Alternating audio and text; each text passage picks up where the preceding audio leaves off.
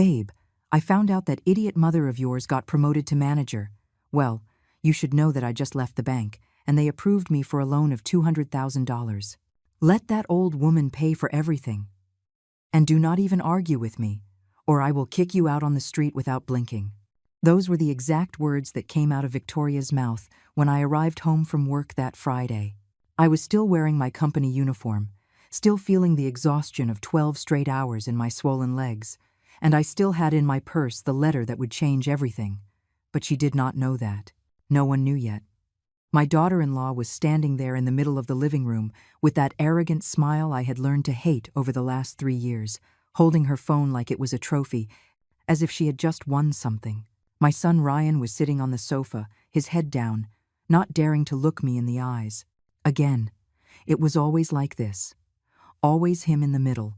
Always him choosing silence. Always him allowing this woman to trample on me as if I were garbage. $200,000.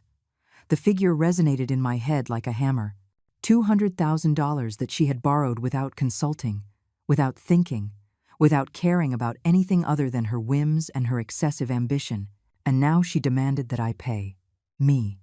A 67-year-old woman who had worked her whole life just to survive, who had raised a son alone, who had sacrificed every dream, every desire, every moment of rest, so that he could have what I never had.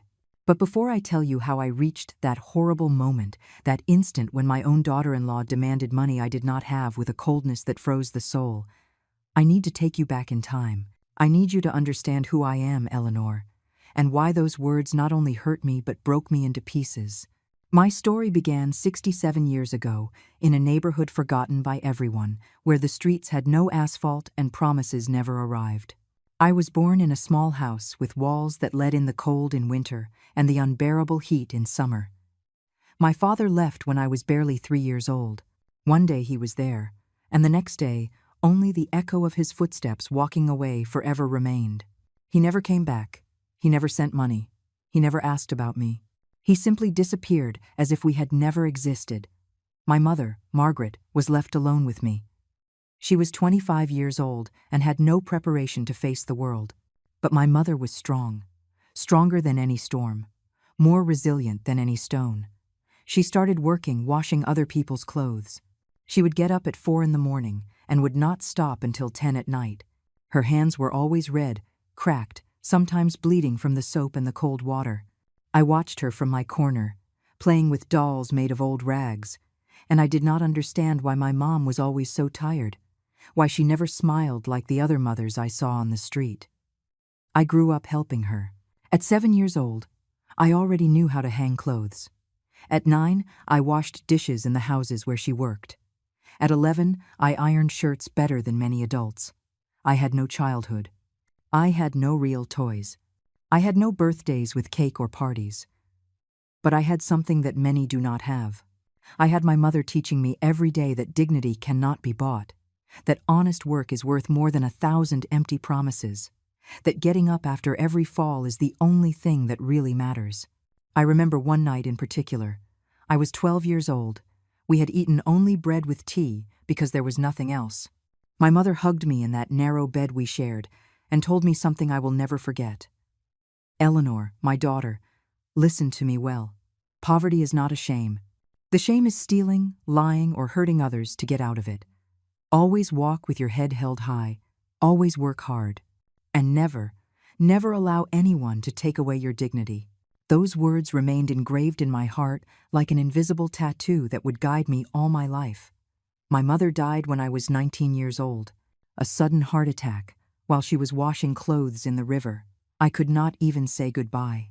When I arrived, she was already cold, with her hands still wet, with that expression of eternal tiredness that never abandoned her. I cried for days. I cried until I had no tears left. I was left completely alone in the world, without a father, without a mother, without anyone to hug me when the night became too dark. But I remembered her words. I remembered that she had taught me to be strong. So I dried my tears and moved forward. I got a job in a textile factory. The salary was miserable, the conditions terrible, but it was honest work, and that was enough. Every morning I got up thinking about my mother, imagining that she was watching me from somewhere, proud that I had not given up. It was in that factory where I met James. He worked in maintenance. He was quiet, hard-working, with a shy smile. I fell in love with his simplicity, with how he looked at me as if I were something valuable, something that deserved care. We got married when I was 23 years old. It was a simple ceremony, without luxuries, but full of hope. Finally, I would have a family. Finally, I would not be alone. 2 years later, Ryan was born, my son, my light, my reason to breathe. When I held him in my arms for the first time, I swore that he would have everything I did not have: education, opportunities, limitless love. I swore that he would never go hungry, never feel abandoned, never know the pain of loneliness that I had known. But life has cruel ways of breaking promises.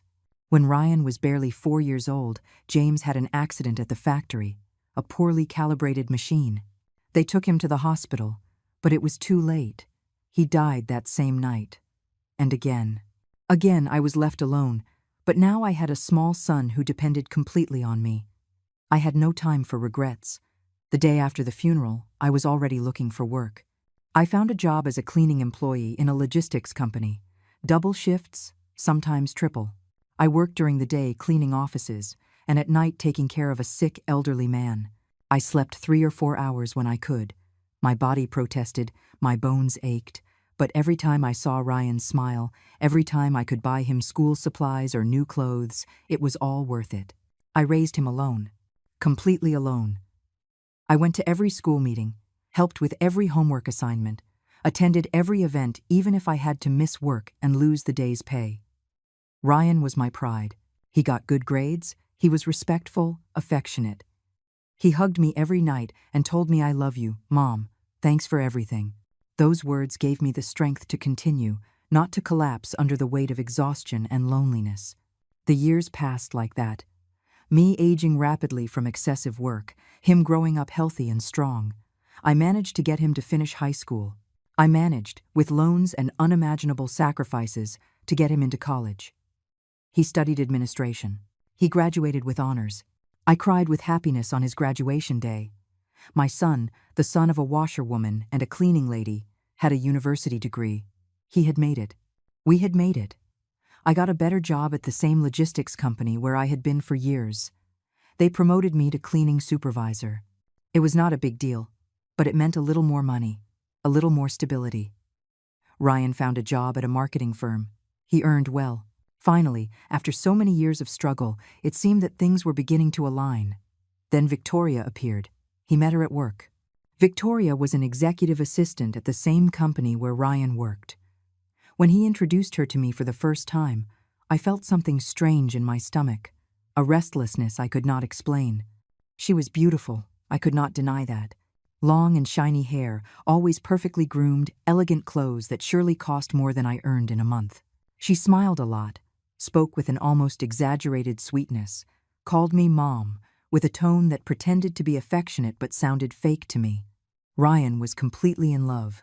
He looked at her as if she were an angel come down from heaven. I wanted to be happy for him. I wanted to believe that he had finally found someone who would make him happy, but something inside me screamed a warning that I tried to ignore. Maybe it was just my fear of losing him, I thought. Maybe it was the selfishness of a mother who does not want to let go of her son.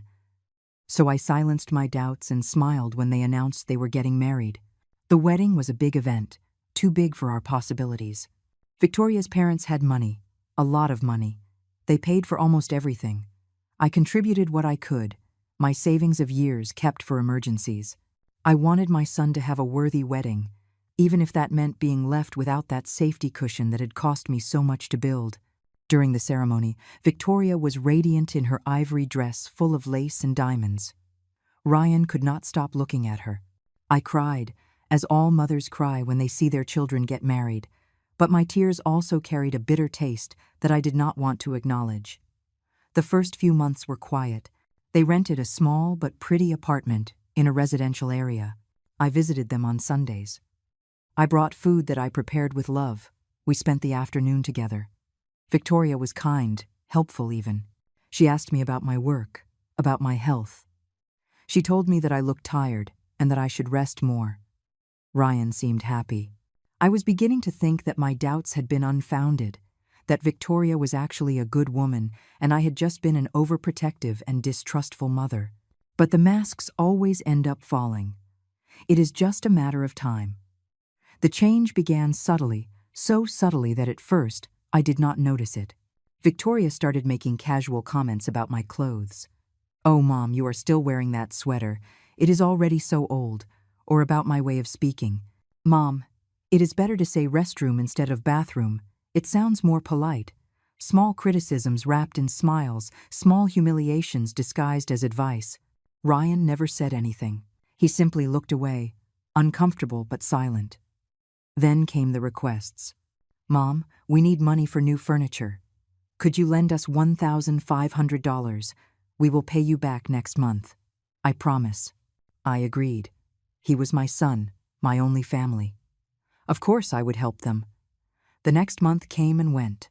No one mentioned the money. When I finally gathered the courage to ask Ryan, he got nervous. "Mom, things are a little tight right now. We will pay you soon." 6 months passed. I never saw that money. Then Victoria asked for more. This time $3,000. For a specialization course that she supposedly needed for her job. I hesitated. They already owed me the previous money. But Victoria cried. She said it was her only opportunity to grow professionally, that I did not understand how important it was to her. Ryan looked at me with those pleading eyes I had known since he was a child. "Mom, please. It is important to us." I took the money from my last savings. That money never returned either. Sundays began to change. Victoria made excuses so that I would not go. "Mom, today we are busy cleaning." "Mom, we are going out with Victoria's parents." "Mom, Ryan is tired and needs to rest." The visits became spaced out. Once a month. Once every 2 months. I called my son, and he always sounded rushed, distracted. "Mom, I will call you later. I am busy now." That later never arrived. One day, Ryan called me with news that surprised me. "Mom, we are going to buy a house. Victoria found a perfect one, with 3 bedrooms, a yard, in a good neighborhood. We need you to be our co-signer at the bank. It is just a formality. You would not have to pay anything." I felt flattered. My son needed me. He trusted me. I signed all the papers they put in front of me without reading too much. The bank approved the credit. They moved into the house 2 months later. A year passed. I was still in my small rental apartment, the same one where I had lived with Ryan when he was a child. My landlady told me she was selling the building. I needed to look for another place. I told Ryan over the phone. There was a long silence. Then his voice, doubtful. "Mom, come live with us. We have space. Victoria agrees." My heart jumped with joy. I would live with my son again. I would not be alone. I accepted without thinking twice. It was the worst mistake of my life. The first few days were strange. Victoria showed me my room. It was the smallest in the house, without a closet, with a window that faced the neighbor's wall. But it was a roof over my head, and I was with my family. I did not complain. I settled in with my few belongings, my old clothes, my memories stored in boxes. Victoria established rules from the beginning. "Mom, we have schedules here. The kitchen is used only until 8 at night. Do not make noise after 9. Do not invite guests without letting us know. Do not touch anything in the living room. Those pieces of furniture are very expensive." I nodded to everything. It was their house, after all. Well, technically it was hers and Ryan's house, although I was the co-signer and my name was on the bank documents. Soon the rules multiplied. I could not watch television in the living room if Victoria was there. I could not use the washing machine on weekends because that was when she washed her clothes. I could not cook certain foods because the smell bothered her. I had to clean my room every day and keep the door closed so my mess would not be seen, although I had always been tidy all my life. Ryan said nothing. When I tried to talk to him alone, he evaded the conversation. "Mom, Victoria just wants the house to be organized. It is not a big deal, but it was a big deal." I felt like an intruder in the house where I was supposedly welcome. I walked on tiptoes, spoke in a low voice, tried to make myself invisible so as not to bother anyone. Then Victoria quit her job. One day, she simply announced that she was tired of work stress and that she would take some time to focus on herself. Ryan worked long hours to maintain the house, pay the bills, cover the expenses that were increasingly higher.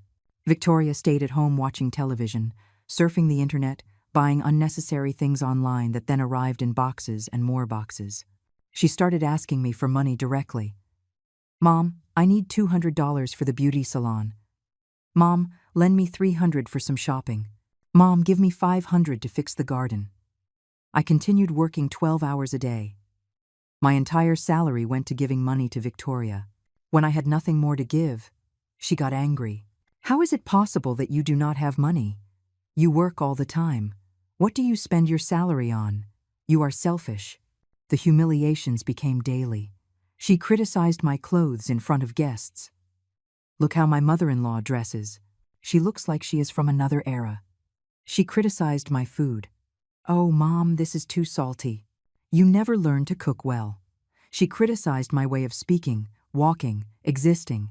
And Ryan, my son, the boy I had raised with so much love and sacrifice, remained silent. Sometimes I saw guilt in his eyes, but never courage in his words. One night I heard Victoria talking on the phone with someone. I was in my room, but the walls were thin. "Yes, Mom, the old woman lives here. It is super uncomfortable. But what am I going to do? She is Ryan's mother. At least she pays some expenses and helps us with money. When she is no longer useful, I will find a way to get her out." Those words went through me like knives. I sat on my bed and cried in silence, covering my mouth so they would not hear me. I kept working. I kept giving money. I kept enduring.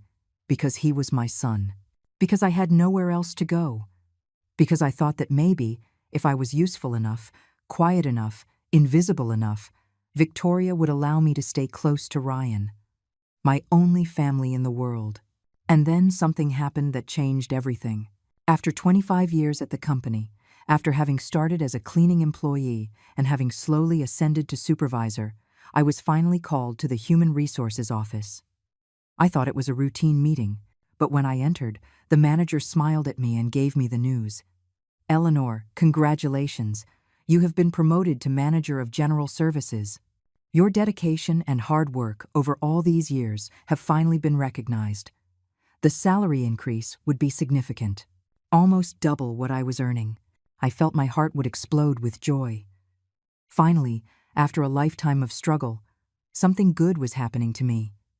I walked out of that office, walking on clouds. I called Ryan immediately to tell him. He was happy, or at least that is how it seemed. "That is great, Mom, you deserve it." But his voice sounded distant, distracted. In the background, I heard Victoria asking what was happening. When Ryan told her, there was silence. Then I heard her voice, excited. "Tell her to come for dinner today. We have to celebrate." That night, I arrived home earlier. Victoria had prepared a special dinner. There were candles on the table, glasses of wine. She was smiling, kinder than she had been in months. We toasted, we talked. She asked me questions about my new position, about exactly how much I would earn, about what benefits I would have. I, naive, answered everything with honesty.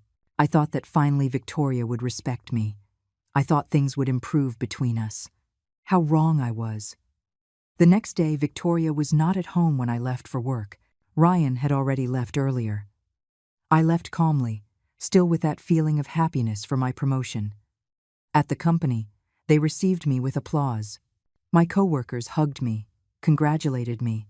Susan, my friend of so many years, cried with me. "You deserve it, Eleanor. No one has worked as hard as you." That day, I signed the new papers for my contract. Everything was official. I was a manager. When I returned home that night, Victoria was sitting in the living room with her laptop open. She looked at me with a strange smile, a smile that did not reach her eyes. "Mom, good thing you are here. Sit down. We need to talk." Her tone was sweet, but there was something threatening underneath. I sat in front of her, still with my uniform on, still tired from the day. Victoria closed the laptop and leaned forward. "Mom, I have been thinking. Now that you earn double, you can help us much more with the household expenses. This house is big and costs a lot to maintain. It is fair that you contribute more, do you not think?" I nodded, confused. I had always contributed what I could. Of course, Victoria, I can give more for expenses. She smiled. Perfect. Then from now on you are going to pay $1,200 monthly. For food, utilities, your room, everything. $1,200. It was more than half of my new salary. I swallowed hard. Victoria, that is a lot. I also have personal expenses. I need to save something. Her smile disappeared immediately. Personal expenses. Save. Eleanor, you live in our house. You eat our food. You use our electricity, our water, our internet. Or did you think all that was free? Ryan appeared at the kitchen door. He had heard everything. Mom, Victoria is right. Expenses have gone up a lot. If you earn more now, it is fair that you help more. I felt as if I had been slapped. My own son, the son for whom I had sacrificed everything, was asking me to pay to live under a roof that I myself had helped to get by, being his co-signer. But what could I do? I accepted. $1,200 monthly. I would have barely $600 left for myself, for my clothes, my medicines, my needs. After 45 years of working tirelessly, this was what I had left. But Victoria was not finished. A week later, she called me to the living room again. This time she had papers in her hand. Mom, look, Ryan and I are thinking about remodeling the kitchen. We want something modern, functional. We have gotten estimates. It costs $25,000. We thought you could put in $15,000, and we put in $10,000. After all, you also use the kitchen. $15,000. I did not have $15,000. My savings had been exhausted months ago giving money to Victoria. I explained it to her. She frowned, then asked for a loan. With your new position, the bank will approve it easily. I shook my head. Victoria, I cannot go into debt like that. I am already 67 years old. How am I going to pay a loan of that magnitude? She stood up abruptly. You are selfish, Eleanor. You live here practically for free, and you do not want to contribute to improve the house. What kind of mother are you? Ryan entered. He had heard the screams. But instead of defending me, he took Victoria's side. Mom, it is not much what she asks. If you really cared about us, you would do it. My eyes filled with tears. Ryan, son, I have given you everything. Everything I have. Everything I am. How can you ask me this? He looked away. I do not know, Mom, maybe you are right. Leave it. It does not matter. Victoria grabbed him by the arm. Of course it matters, Ryan. Your mother has to understand that everyone contributes here. They went to their room together, leaving me alone in the living room, crying in silence. The following days were horrible. Victoria stopped talking to me. She ignored me completely. When I entered a room, she left. She did not cook for me.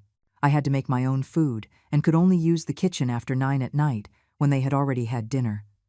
Ryan did not speak to me either. He left early for work and returned late, locking himself in his room. I felt invisible, worse than invisible. I felt like a nuisance, like garbage that no one wants but they also do not dare to throw away. I kept going to work, doing my job, smiling at my colleagues. No one knew what I was living at home. No one knew that the successful manager they saw in the office was an old woman humiliated and mistreated by her own family. Susan noticed that something was wrong. One day she invited me for coffee after work. Eleanor, you are very thin. You are not eating well. What is wrong with you? I told her a little, not everything. I was ashamed to admit that my son treated me like that. She got angry. Eleanor, that is not right. That woman is using you, and your son is a coward for allowing it. You should leave that house. I shook my head. He is my only son, Susan. He is my only family. I cannot leave him. 2 months passed. I kept paying my $1,200 monthly. Victoria kept ignoring me. Ryan kept avoiding me. And I kept existing in that limbo of loneliness and sadness, working all day to keep a roof over my head in a house where I was not welcome. Then one Friday, I arrived from work and found Victoria euphoric. She was talking on the phone, laughing, celebrating something. When she saw me, she hung up quickly. She had that look again, that look of malicious satisfaction that made me feel uncomfortable.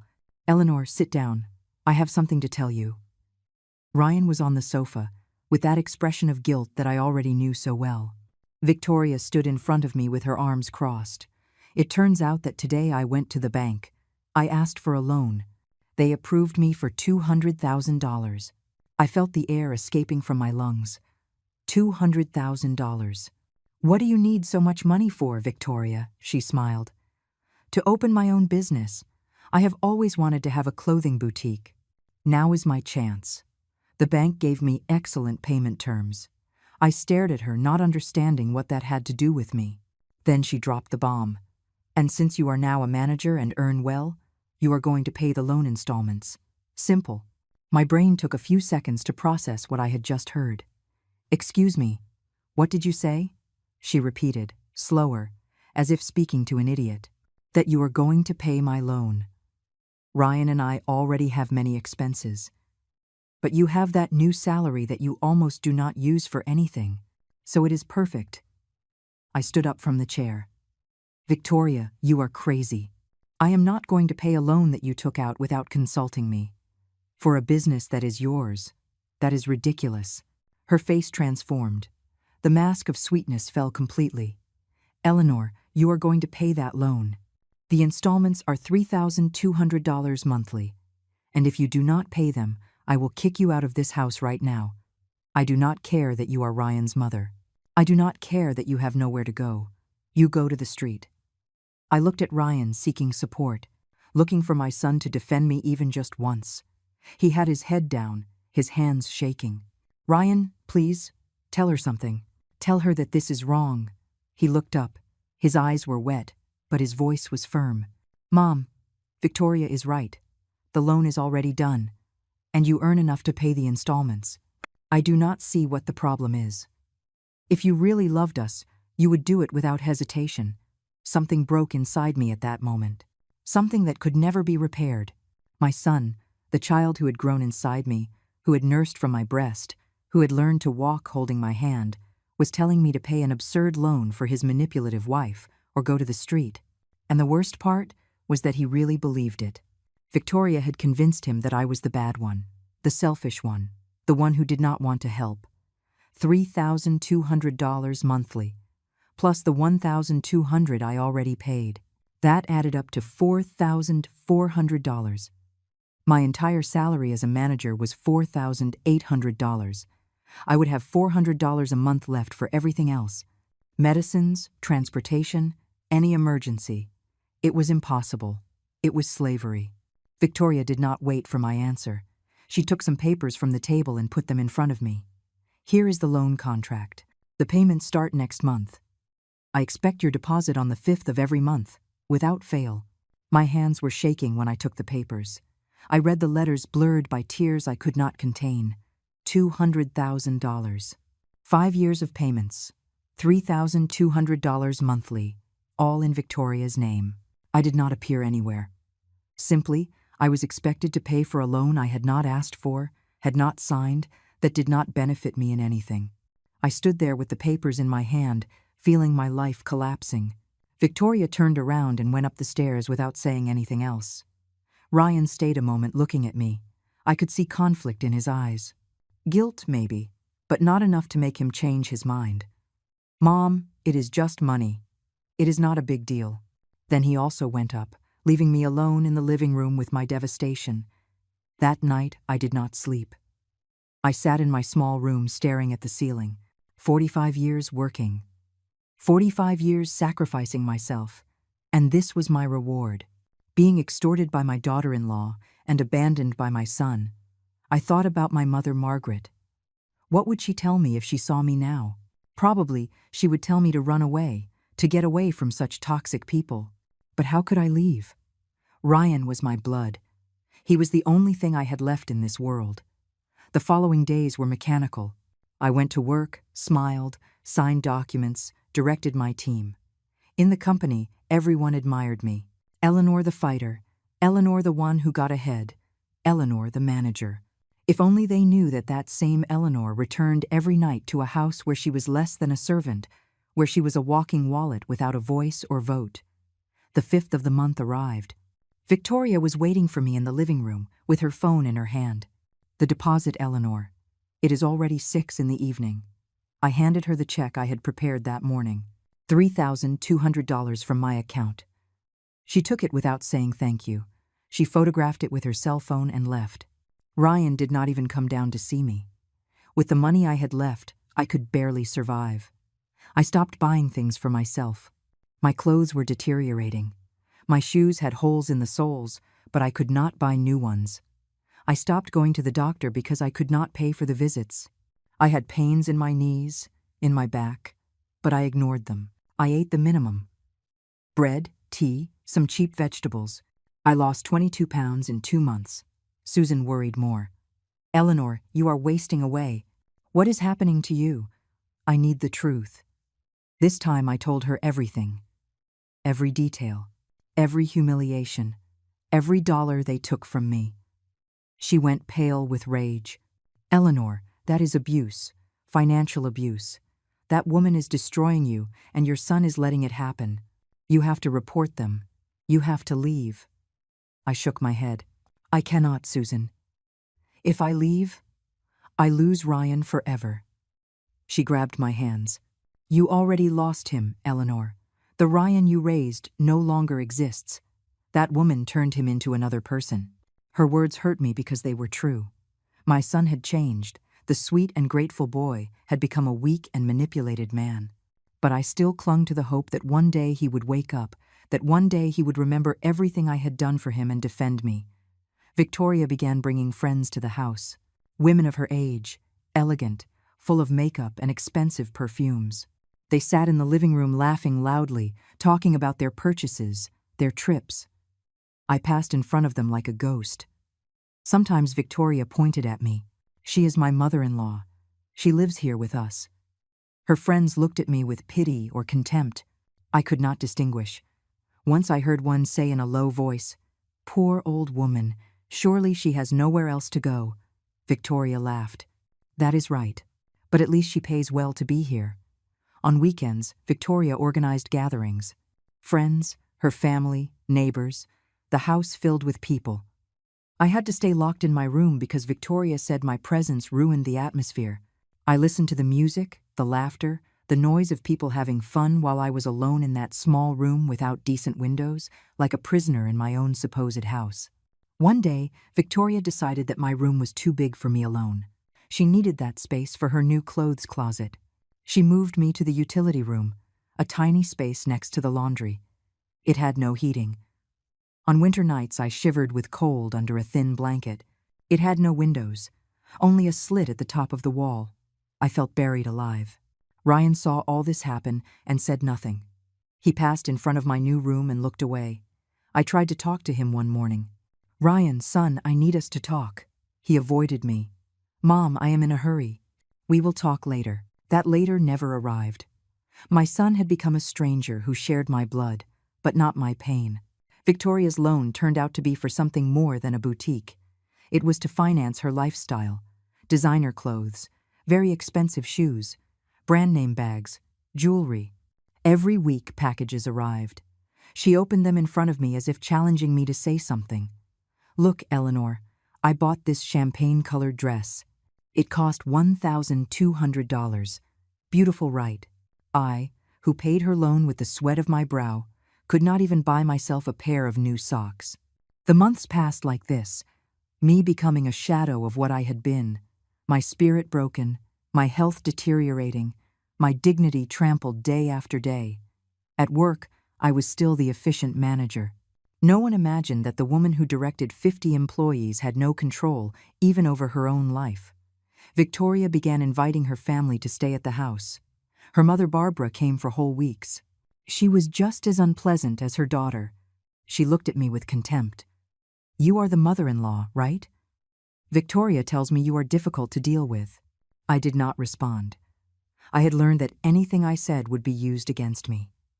Barbara occupied my old room when she visited.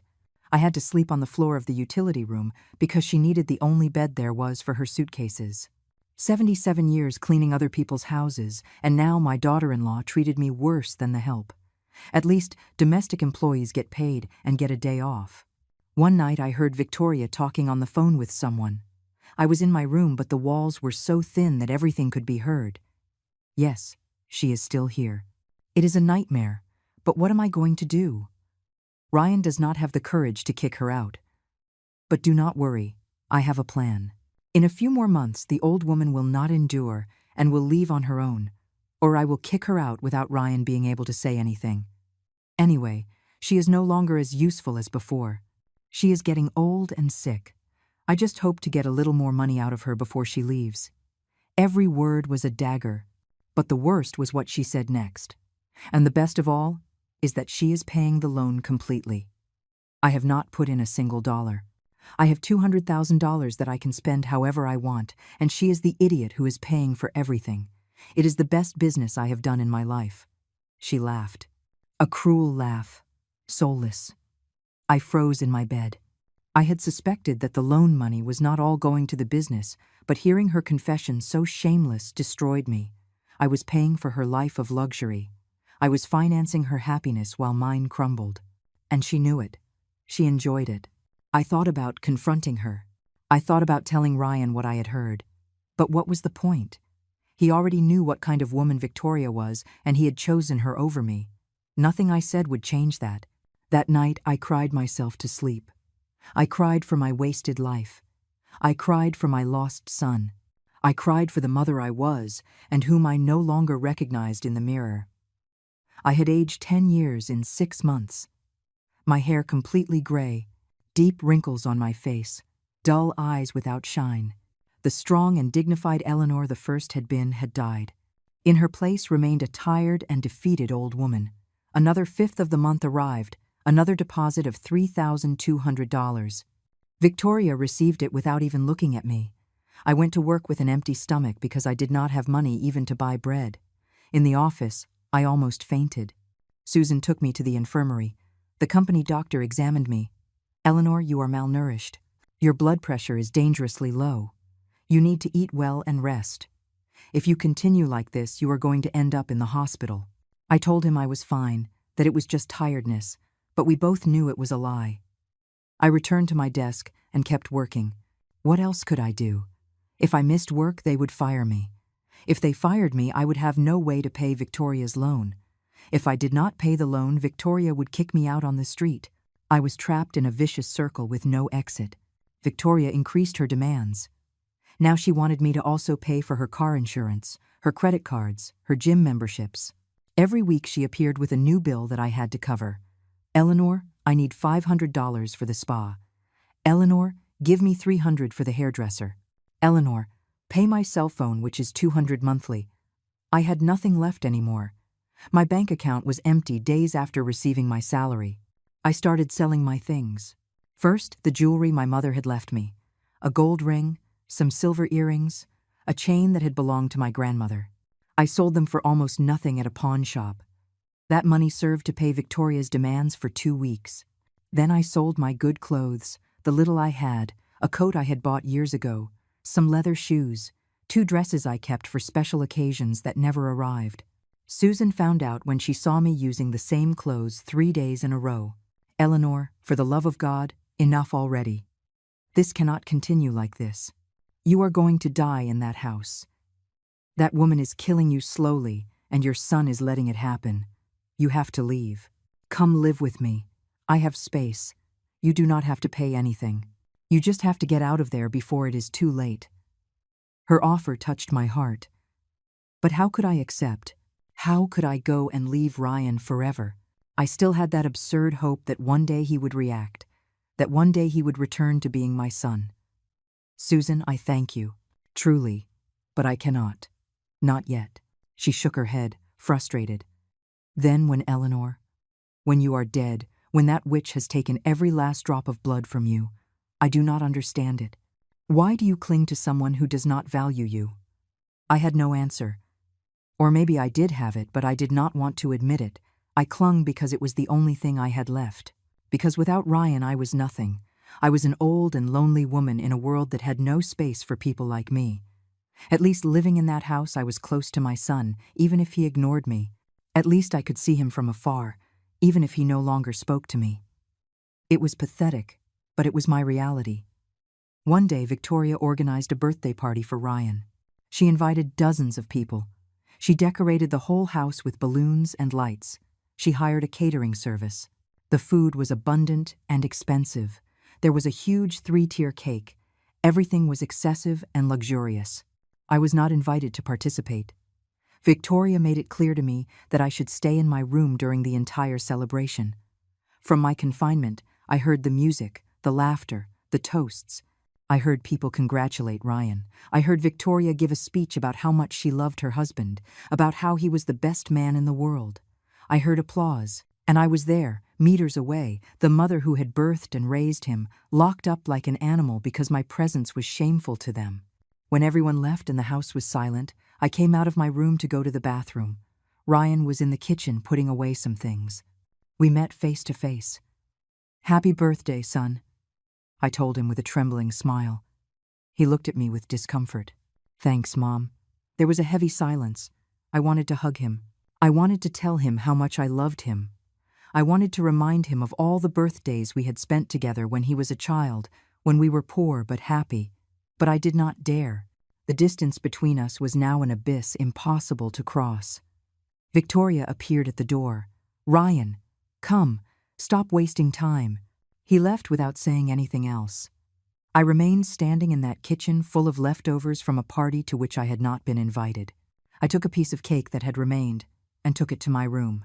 It was my dinner that night. Cold cake and hot tears. The months followed their cruel course. My health worsened. I started having trouble breathing. My chest hurt constantly. I coughed a lot, especially at night, but I could not go to the doctor because I had no money. The medicines I needed for my blood pressure had run out weeks ago, and I could not buy more. I knew I was gambling with my life, but what choice did I have? At work, I started making mistakes. I forgot meetings, confused dates, lost documents. My coworkers noticed the change. Management called me for an evaluation. "Eleanor, we are worried about your performance. You have been an exemplary employee for decades, but in recent months we have noticed inconsistencies. Is everything okay? Do you need help with something?" I assured them I was fine, that it was just temporary stress. I promised to improve, but I did not improve. How could I do it when I arrived home at 9 at night after working 12 hours and had not eaten anything all day? How could I concentrate when I slept in a room without heating and woke up shivering with cold every hour? How could I be efficient when my mind was consumed by the constant worry of how I would pay the next installment of Victoria's loan? Victoria noticed my deterioration and, instead of worrying, got worse. "Eleanor, you are becoming useless. Look at how you look. You look homeless. You are pitiful. And I still have to put up with you in my house." Her words were poison, but I no longer had the strength to defend myself. I just nodded and went to my room to cry in silence. One day at work, I fainted. I was simply walking down the hallway and everything went black. I woke up on the floor surrounded by scared coworkers. They took me to the hospital by ambulance. The doctors ran tests. The diagnosis was clear: severe malnutrition, acute anemia, critically high blood pressure. They told me I had been on the verge of having a stroke. They asked me how I had reached that state. Why wasn't I eating? Why wasn't I taking my medicines? I could not tell them the truth. I could not admit that I was being exploited by my own family. I told them I had been very busy at work and had neglected my health. They gave me medicines. They made me sign papers promising that I would take better care of myself. They discharged me with strict instructions to rest and eat well, as if that were possible. Susan picked me up from the hospital. Victoria and Ryan did not even know I had been there. No one had notified them because I had asked them not to do it. Susan took me to her house. She prepared hot soup for me. She forced me to eat even though I was not hungry. "Eleanor, this is the end. If you go back to that house, you are going to die. And I am not saying it to scare you. I mean it literally. The doctors said your body is at the limit. One more episode and you won't live to tell it." I spent the night at Susan's house. I slept in a comfortable bed for the first time in months. I ate 3 times a day. I felt almost human again. But the next day I had to return. Victoria called me asking where I was. She needed me to go pay a bill that had arrived. If I did not return immediately, she would kick me out and change the locks. Susan begged me not to go. I beg you, Eleanor. Stay here. Forget those people. They do not deserve you. But I couldn't. Not yet. I returned to that house that was my prison.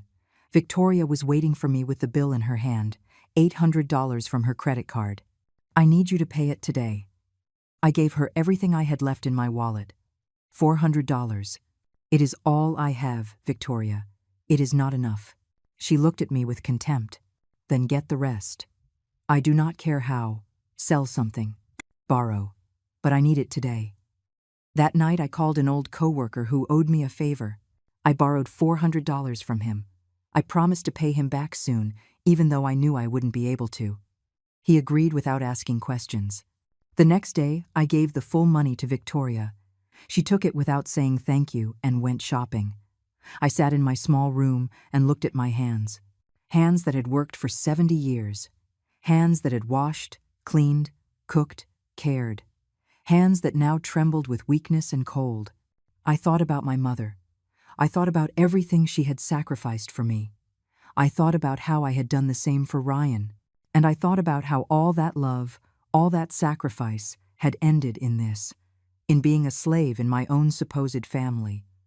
Something inside me began to change. It was small still, barely a whisper, but it was there. A voice that said enough. A voice that said, I deserved more than this. A voice that sounded a lot like my mother Margaret telling me never to allow anyone to take away my dignity. That voice would become stronger. Soon came the moment that would change everything. It was a Tuesday morning. I was called to the Human Resources office. I thought it was another performance evaluation. I entered with my heart racing, fearing they would fire me for my recent mistakes. The manager was sitting behind his desk with a serious expression. Eleanor, sit down, please. We need to talk. I sat down, feeling my legs shaking. He sighed deeply before speaking. Eleanor, I do not know how to tell you this. The company is going through a major restructuring. We have had to make very difficult decisions. Due to budget cuts, your position as manager has been eliminated. I am so sorry. You are fired effective immediately. The world stopped. The words reached my ears, but my brain took time to process them. Fired. After 25 years. After having worked until destroying my health. After having given every drop of sweat to that company. Fired. But the manager continued speaking. We will give you a severance package of 3 months' salary. It is the best we can do given the circumstances. We truly regret that it ended like this. 3 months of salary. $14,400. It sounded good until I did the mental calculations. Victoria expected $3,200 in 3 days, plus $1,200 for the rent she charged me. That was $4,400 monthly. My severance would cover barely 3.5 months of her demands. And after that, at my 67 years, sick, without recent references because my performance had declined. Who would hire me? I walked out of that office like a zombie. I collected my things from my desk. 25 years fit in a small cardboard box. Photos, a mug, some personal papers. Susan ran towards me when she saw me packing. What happened? They fired you. Her face paled when I nodded. My God, Eleanor, what are you going to do now? I had no answer.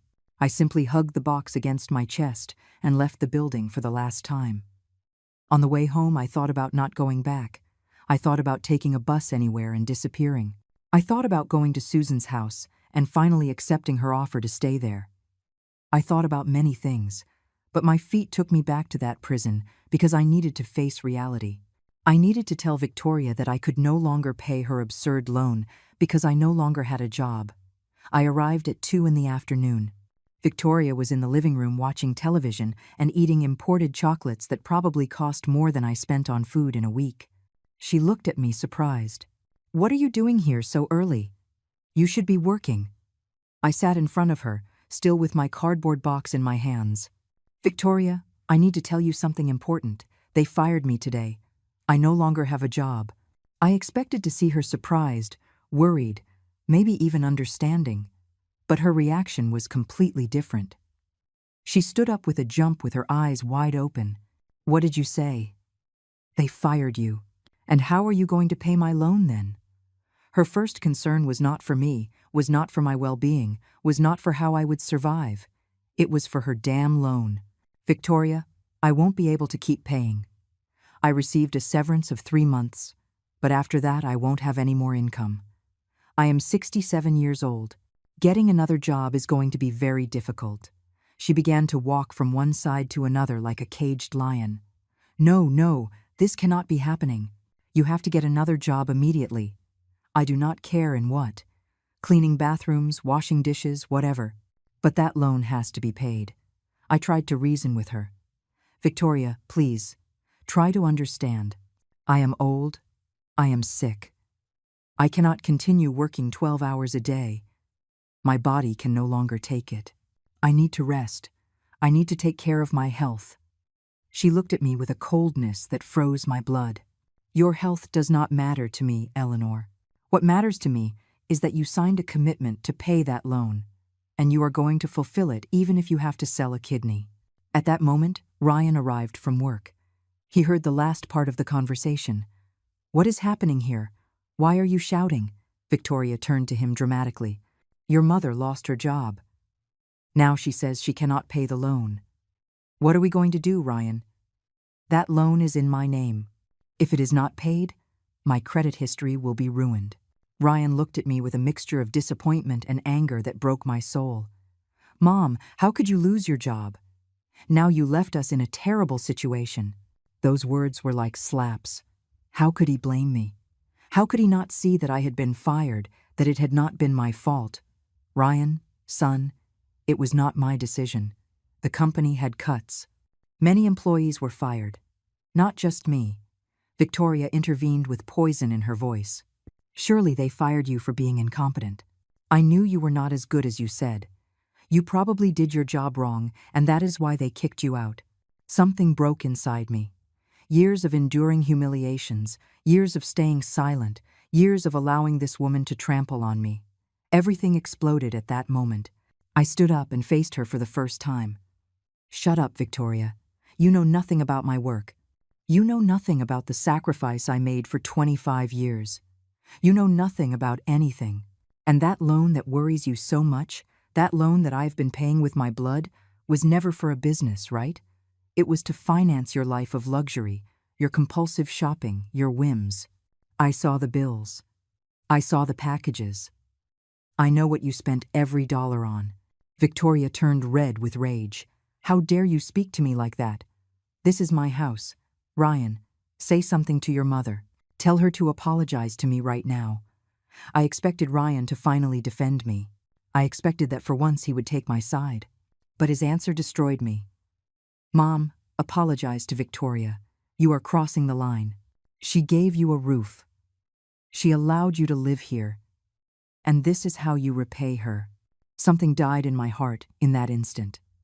The last hope I had of getting my son back vanished like smoke. I looked Ryan in the eyes and did not recognize the man I had in front of me. This was not my son. This was a stranger with his face. A weak and cowardly stranger who had chosen a manipulative woman over his own mother. "I am not going to apologize," I said with a firm voice. "I did nothing wrong. I only told the truth. And you know what, Victoria?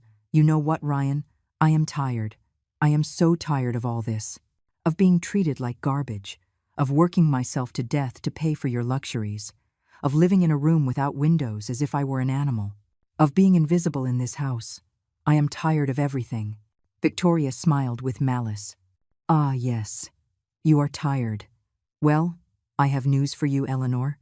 If you are not going to pay the loan, then you have no reason to continue living here. I give you until tomorrow to leave, pack your things and disappear. I do not want to see you anymore." Ryan, surprisingly, nodded. "Mom, I think it is for the best. Maybe you need your own space. You can look for a small apartment with your severance. A small apartment with $14,000 that had to last me until I found work, if I found it. An apartment in this city cost at least $800 a month. plus utilities, food, medicines, transportation. It wouldn't reach even for 6 months, and then I would end up on the street. But I looked at my son and my daughter-in-law and knew there was nothing more to discuss. It is fine, I said with a calm that surprised myself. I will leave tomorrow, but before I go, I want you to know something. That job I lost, that manager position that excited you so much because it meant more money for you, actually was never a real promotion. I moved up the ladder without a raise worth anything. I had my hands on an envelope I had kept in my purse. I took out a letter. This is the letter I received the day I was promoted. The one I never showed you completely. I read out loud. Dear Eleanor, we are pleased to inform you that you have been promoted to Manager of General Services. Your new salary will be $4,800 monthly. Victoria interrupted me. Yes, we already know how much you earned. That is why we asked you to pay the loan. I raised my hand. Let me finish. But due to recent irregularities in the department, this promotion is subject to quarterly evaluation. Failure to meet expected standards, the position may be revoked. I put the letter away and looked at them. The promotion was always temporary. And you know why I really lost the job? Because I was so exhausted from working to support you that I started making mistakes. Because I was not eating well. Because I was not sleeping well. Because I was sick and could not go to the doctor because every dollar I earned went straight to Victoria's pockets. You destroyed me. And now you kick me out as if I were the guilty one. Victoria crossed her arms. That is your excuse. You are always the victim, Eleanor. You always have an excuse for everything. You never take responsibility for your failures. I looked at her and felt pity for her, pity and disgust. You are right, Victoria. I am responsible for a failure. The failure of having raised a son so weak that he allows his wife to abuse his mother. The failure of having trusted you. The failure of not having left months ago when I still had health and dignity. I went to my room and closed the door. My hands were shaking as I took out my old suitcase from the corner. I started packing. I did not have much. Worn clothes, some photos, my mother's papers, memories of when Ryan was a child. Everything fit in that small suitcase and a plastic bag. 70 years of life summarized in so little. I sat on the edge of the bed and let the tears finally come out. I cried for everything. For my mother who had worked herself to death to give me a better life. For my husband James who had died so young leaving me alone. For the years of sacrifice that had ended in this betrayal. For my son who had stopped being my son. For the Eleanor I once was and who was now broken into pieces. I cried until I had no more tears left, until only dry sobs remained that hurt in my chest. I heard voices outside my door, Victoria and Ryan arguing. I could not distinguish the words, but the tone was clear. She was furious. He was trying to calm her down. Then there was silence. Footsteps walking away. A door closing. And I was still there, alone in that cold room, packing the end of my life as I knew it. That night I did not sleep. I stayed sitting in the dark thinking about what I would do. Calling Susan was the obvious option, but I felt ashamed. How would I tell her that finally they had kicked me out as she had predicted? How would I admit that I had wasted years of my life clinging to a son who did not love me? I could look for a cheap rental room in some dangerous neighborhood. I could try to find work, even if no one wanted to hire a 67-year-old woman sick and without current references. I could simply give up and let myself die. That last option sounded tempting amidst the darkness. What was the point of keep fighting? Why live when I had no one? When my body was destroyed? When my heart was broken beyond repair? It would be so easy to simply close my eyes and never open them again. But then I remembered my mother's words. Dignity cannot be bought. Dignity is not lost even if they want to take it from you. Dignity is in how you get up after every fall. I got out of bed. I opened my suitcase again and took out an old envelope I had kept for years. Inside were photos of Ryan when he was a baby. Ryan taking his first steps. Ryan on his first day of school. Ryan graduating from college. I looked at every photo and tried to remember the sweet boy he had been. But that boy no longer existed. The man he had become was someone I neither knew nor wanted to know. I took the photos and one by one I tore them up. Every piece was a piece of my heart, but it was also a piece of liberation. I broke the past. I broke the illusions. I broke the false hope that things would change. When I finished, I put all the pieces in the trash. It was time to let go. It was time to leave. Dawn broke. I heard movement in the house. Ryan getting ready to go to work. Victoria in the shower singing as if nothing had happened. I finished packing. I dressed in my best clothes, even though they were old and worn. I combed my hair. I looked in the mirror. The woman staring back at me was older, tired, with deep wrinkles and sad eyes. But there was something else. There was determination. There was strength. There was dignity recovering slowly. I came out of my room with my suitcase and my bag. Victoria was in the kitchen drinking coffee. Ryan was reading the newspaper. Neither looked at me when I entered. I put my things by the door. I returned to the kitchen. I stood in front of them. I need you to know something before I go. Something I kept for this moment. Victoria looked up with boredom. What now, Eleanor? More drama. I do not have time for this. I took another envelope out of my pocket. This envelope contained papers I had reviewed last night in my room. Papers I had signed 2 years ago when Ryan bought the house. Do you remember, Victoria, when you asked me to be a co-signer for the house loan? I agreed signing without reading too much because I trusted my son. Well, last night I read everything carefully. It turns out that according to the contract we signed, I am not just a co-signer, I am a co-owner of this house. My name is on the deed along with Ryan's. This house is legally 50% mine. Victoria spat out her coffee. What are you saying? That is a lie. Ryan paled. Mom, it is not exactly like that. The agent said it was just a formality. I read out loud. By means of this document, Ryan Mendez and Eleanor Mendez acquire in joint tenancy the dwelling located at 345 Margarita Street. Both parties have equitable rights and obligations regarding the property. I looked up. Equitable means 50% for each one. Victoria stood up furious. That cannot be. Ryan, fix this right now. Call the lawyer. That old woman cannot be the owner of my house. My house, she said. But it was not her house. It was Ryan's and mine. Victoria was not even on the papers, because when they bought the house, she had no job or verifiable income. Everything had been in Ryan's name, and by extension mine, as co-signer and co-borrower. Ryan, this is true. Your name and mine are on the deed. This house legally belongs to me 50%. Ryan could not look at me. Mom, yes, technically it is like that, but it was just so the bank would approve the credit easier. It does not mean you are really an owner, Victoria screamed. Of course, she is not an owner. This is our house. We bought it. She just signed some papers. That does not give her any right. I walked towards the door and took my suitcase. You know what, Victoria? You are right. You bought this house with your effort. I was just the idiot who signed. The idiot who paid your loan for months. The idiot who let herself be humiliated and exploited. But, you know what else? That idiot no longer exists. I am leaving this house today. Not because you kick me out, but because I decide to leave. But before I leave, I want you to know something. That $200,000 loan that matters so much to you, that loan is in your name only. If you do not pay it, the bank will come for you. Not for me. Not for Ryan. For you. And when you cannot pay, when your credit history is destroyed, when you have to sell everything to cover the debt, remember this moment. Remember that you had someone paying it for you and you kicked her out.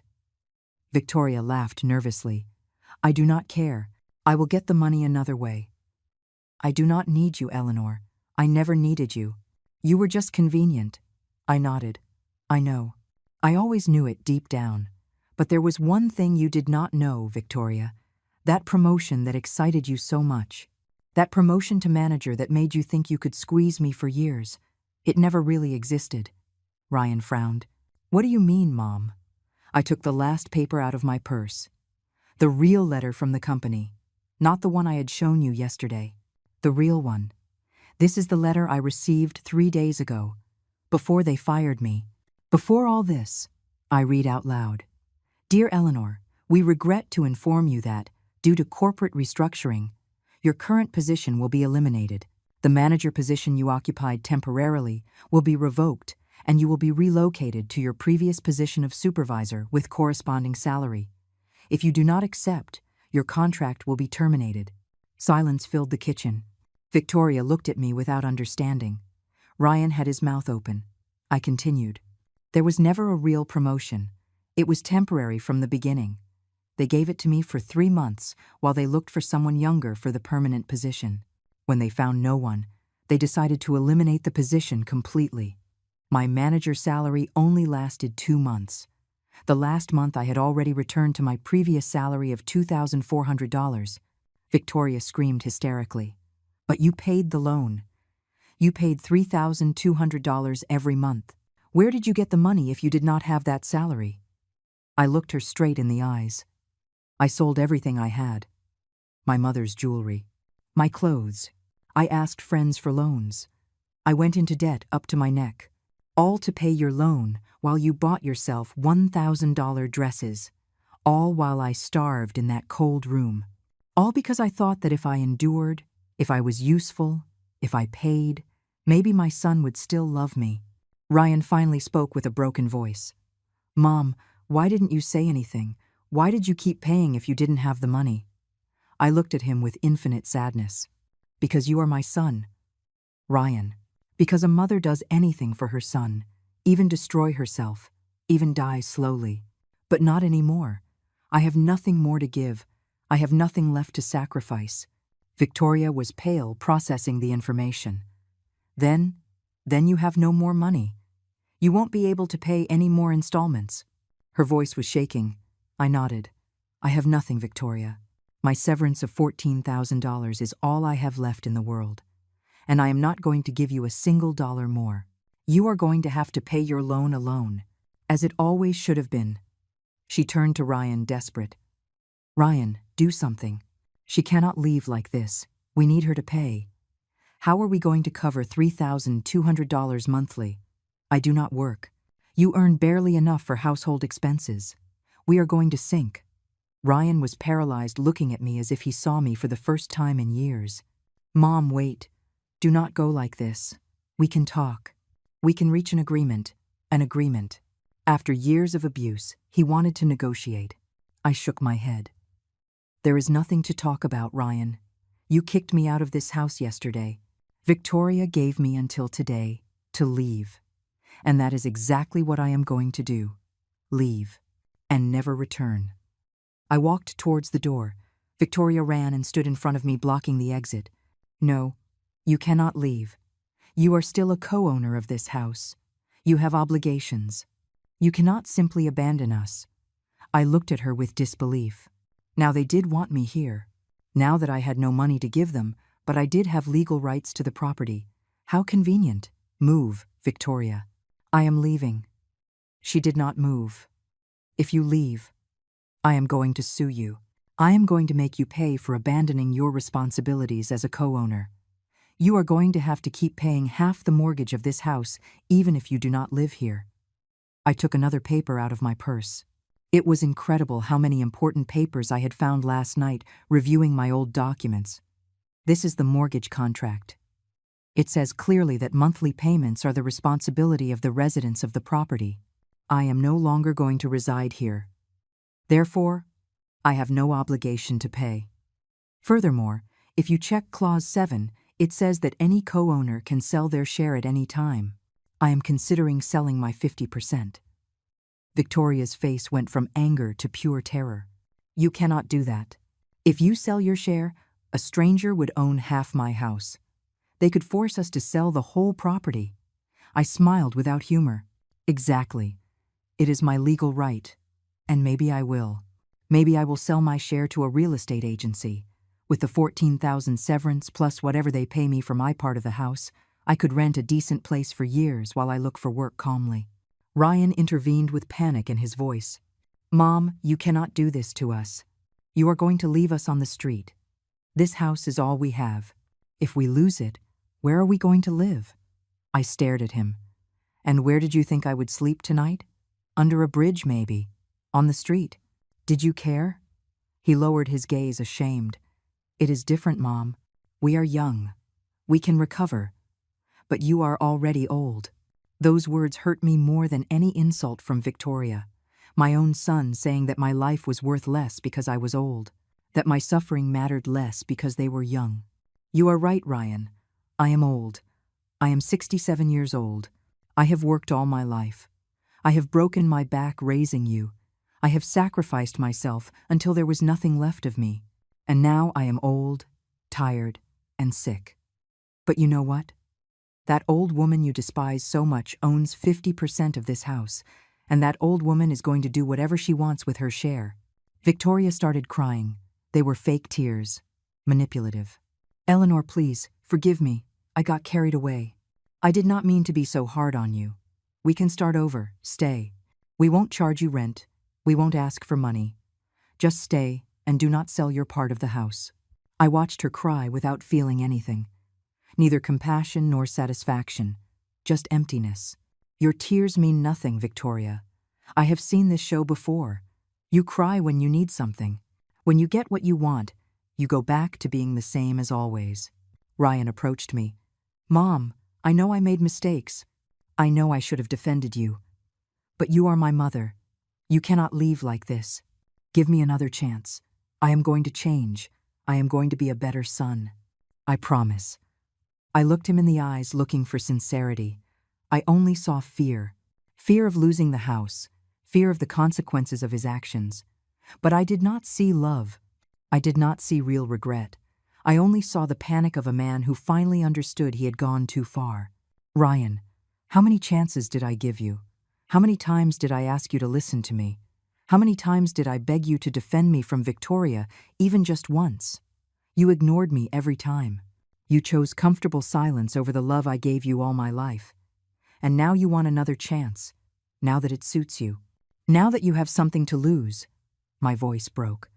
I have nothing left to give you, son. You emptied me completely. I took my suitcase and my bag. This time Victoria did not try to stop me. Ryan neither. They stood there watching me leave. I opened the door. The morning sun hit my face. It had been so long since I left that house without feeling weight on my chest. I breathed deep. The air tasted of freedom, even if it was painful and uncertain freedom. Before closing the door, I turned one last time. I saw them there. Victoria with her perfect face, full of fake tears. Ryan with his defeated posture and guilty expression. Two people who had taken everything from me and had given nothing in return. I want you to know something. I do not hate you. Hate requires energy I no longer have. I simply release you. I release you from the burden of having to pretend you love me. And I release myself from the illusion that one day you will. I closed the door softly. There was no dramatic slam. There were no final screams. Just silence. I walked down the street with my suitcase rolling behind me. I did not know where I was going. I had no plan. But I was out. I was free. For the first time in 3 years, I was breathing without feeling someone choking me. I took out my phone and called Susan. She answered on the second ring. Eleanor, what happened? Are you okay? My voice came out calm despite everything. Susan, I left. I got out of that house. I need to stay with you for a few days while I decide what to do. Can I? She screamed with joy. Of course you can. My God, you finally did it. Tell me where you are. I am coming for you right now. I gave her the address of a nearby coffee shop. I walked there and sat outside to wait. I ordered a coffee I could not really afford, but I needed something hot in my hands. People passed by me. Families, couples, lonely people. Everyone with their own stories, their own pains, their own battles. I was one more. An old woman with a worn suitcase waiting for a friend. Nothing special. Nothing dramatic. Just another survival story. Susan arrived 20 minutes later. She ran towards me and hugged me tight. She cried on my shoulder. I thought you would never do it. I thought you would die in that house. I did not cry. I had no tears left. I just hugged her back, grateful that someone in the world still cared about me. She took my suitcase and led me to her car. Let's go home. You are going to eat well. You are going to sleep in a decent bed. And tomorrow, we are going to plan your next step. On the way, I looked out the window. The familiar streets passed by. Life continued as always. The world had not stopped for my personal drama. People kept working, laughing, living, and I would continue too. I did not know how. I did not know how much time I had left considering my deteriorated health, but I would continue. Because that was what my mother had taught me. Move forward no matter how many times they knock you down. We arrived at Susan's house. It was a small apartment, but clean and warm. She showed me the guest room. It had a real bed with clean sheets, windows with natural light, heating. It was a palace compared to the utility room where I had lived. This is too much, Susan. I cannot accept. She took my hands. Eleanor, you are my friend, my sister practically. Stay as long as you need. You owe me nothing. Just recover. Just be yourself again. That night I slept 12 hours straight, without interruptions, without cold, without fear. When I woke up, Susan had prepared breakfast. Eggs, toast, fruit, juice. Real food. I ate slowly, savoring every bite. My stomach had forgotten what it was to feel full. Susan sat across from me. Now, what are you going to do? I thought before answering. I am going to rest for a week. I am going to eat well. I am going to regain some strength. And then, I am going to look for work. Whatever, wherever. I no longer have pride. I just need to survive. Days passed. Susan was right. Eating well and sleeping in peace did wonders. I started feeling a little more human. My pains did not disappear, but they became more tolerable. My mind cleared. For the first time in years, I could think without the constant fog of exhaustion and hunger. I started looking for work. I applied to supermarkets, stores, restaurants, anything. Most rejected me as soon as they saw my age. Some did not even call me back. One afternoon I received an unexpected call. It was an unknown number. I answered with caution. Hello, a man's voice on the other end. Mrs. Eleanor Mendez. I am speaking from the law firm Ramirez and Associates. We are calling on behalf of your son Ryan Mendez regarding the property on Margarita Street. My heart raced. What about the property? The lawyer continued. Your son wishes to buy your share of the property. He is offering $20,000 for your 50%. $20,000. The house had cost $250,000. My half was worth $125,000. They were offering me less than a fifth of its real value.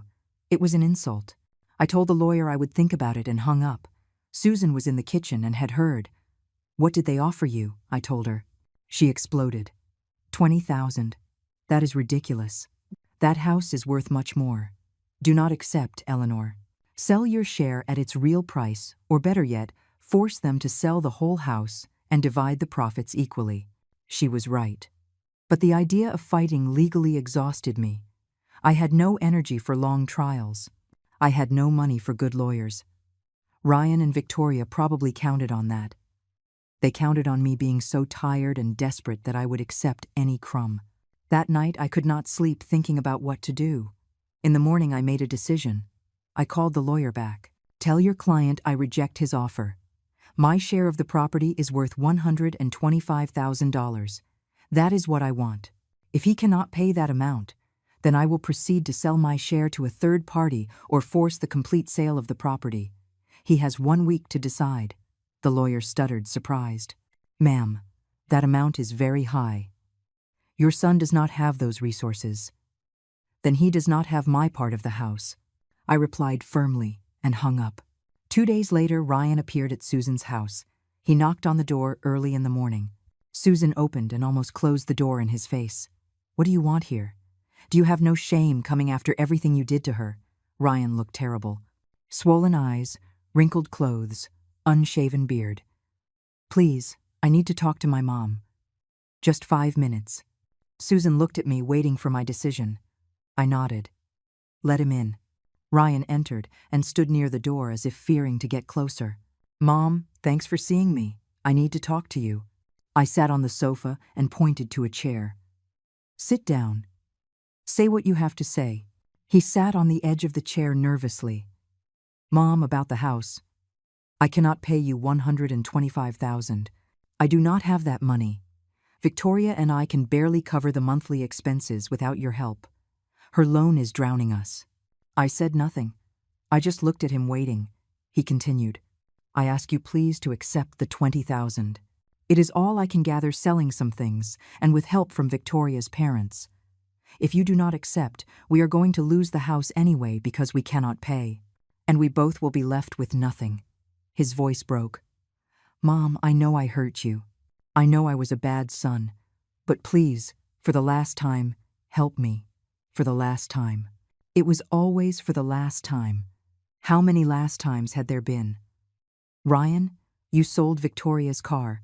You sold those expensive jewels you bought her. You sold the designer furniture that filled the house." He nodded, ashamed. "Everything. We sold everything. And still we only reached 20,000. Victoria had to ask her parents for money, which was humiliating for her. Her parents, who always spoiled her, now judge her for getting into this situation. I felt a pinch of satisfaction imagining Victoria humiliated in front of her family, but it was not enough. And the loan of 200,000. Who is paying it? Ryan lowered his head.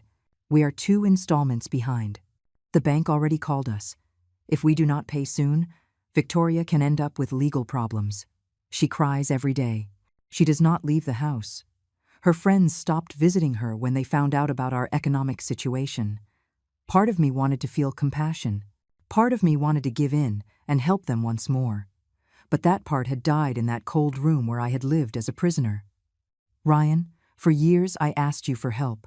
I begged you to defend me. I begged you to see how Victoria treated me. You ignored me every time. Now you ask me for help. And you expect me to simply forget everything and rescue you again." He had tears in his eyes. "Mom, you are right. I was a coward. I let Victoria mistreat you. I chose my comfort over your well-being. I have no excuse. I am a bad son, and I do not deserve your forgiveness. But Mom, you are my mother. You cannot simply abandon me." I looked at him for a long time. "You are my son, Ryan. That is never going to change. But being your mother does not mean letting myself be destroyed by you. It does not mean sacrificing myself until death while you and your wife live comfortably at my expense." I stood up and walked to the window. Outside life continued normal. People going to work, children going to school. The world turning indifferent to our family drama. "Ryan, I am going to tell you something, and listen well. I am not going to accept 20,000 for my share of the house. But I am not going to force the immediate sale either. I am going to give you 6 months. 6 months for you to get the full money, $125,000. He stood up desperate. "Mom, it is impossible. How am I going to get that amount in 6 months? I raised my hand. "Let me finish. If in 6 months you do not have the money, then I will sell my share to the highest bidder or force the sale of the whole property. I will use my half of the money to start over far from here, far from you, far from Victoria, far from all this pain." But Mom, he tried to protest. "No buts, Ryan. This is my last offer. Take it or leave it." He stayed quiet, processing. Finally, he spoke with a small voice. "And if I get the money? After I pay you, are you going to come back to my life? Can we have a relationship again?" I looked at him with sadness. "I do not know, Ryan. Honestly, I do not know. The damage you did to me is very deep. Maybe with time I can forgive you. Maybe I never can. Only time will tell." He nodded, defeated. "I understand. I am going to try to get the money, Mom. I am going to work in whatever. I am going to look for loans. I am going to do everything possible." He walked towards the door. Before leaving, he turned. "Mom, I truly am sorry. I am sorry for everything. I wish I could turn back time and do it differently." I did not respond. He left, closing the door softly. Susan came out of the kitchen where she had been listening to everything. "You did the right thing. That boy needs to learn that actions have consequences." I sat down, feeling the weight of the world on my shoulders. "I hope so, Susan. I hope I do not regret it." Months passed. I got a job as a cashier at a supermarket. The salary was low, $700 a month, but it was something. It was enough to help Susan with some expenses and save a little. My health improved slowly. I started taking medicines again. I ate 3 times a day. I slept well. My body started to heal, although my heart was still broken. Ryan did not contact me during those 6 months. I knew nothing of him or Victoria. Susan investigated a little and discovered that they had put the house for sale. Apparently, that was their plan to get the money. Sell the house, pay me, and look for something smaller for themselves.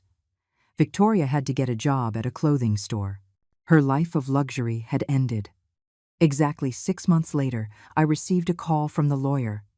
"Mrs. Mendez, your son has obtained the money. He is ready to transfer the $125,000 in exchange for signing the documents, ceding your share of the property. You can come to our offices tomorrow at 10. I accepted. The next day, I went to the lawyer's office. Ryan was there with Victoria. She looked unrecognizable. No makeup, simple clothes, unkempt hair. She looked at me with pure hate, but said nothing. Ryan looked exhausted, but determined.